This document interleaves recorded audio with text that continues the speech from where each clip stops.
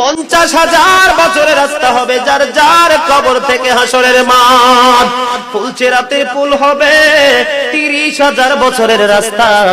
আমার উম্মতগুলো কিভাবে রে পায়ে হেঁটে তারা অতিক্রম করবে? বন্ধু নবী এমনি এমনি কাঁদেনি রে, নবী জানিয়ে দিয়েছে কাল কিয়ামতের ময়দানে উম্মতগুলো খালি পায়ে থাকবে, মাটি তো তামা থাকবে। ও বন্ধু, তাদের শরীরে কোনো পোশাক থাকবে না, উলঙ্গ অবস্থায় থাকবে। এবং মা আয়েশা প্রশ্ন করলো, গো প্রাণের নবী, জানতে মনে চায় নবী গো, এই যে আপনার উম্মতগুলো উলঙ্গ অবস্থায় খালি পায়ে সবাই থাকবে গো নবী, তারা কি নারী পুরুষ একসাথে? কয় হ্যাঁ, নারী পুরুষ একসাথে। তারা কি কেউ কারো দিকে নজর দিবে না? এবার আমার নবী বলেছে, আয়েশা রে, কেমন করে নজর দেবে রে আয়েশা?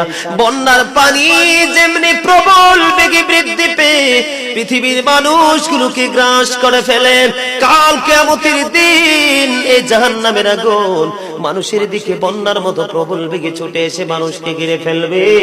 এত ভয়ঙ্কর হবে রে আয়েশা কেরা, এত ভয়ঙ্কর হবে আসুরের দিন, এত ভয়ঙ্কর হবে সেই দিন।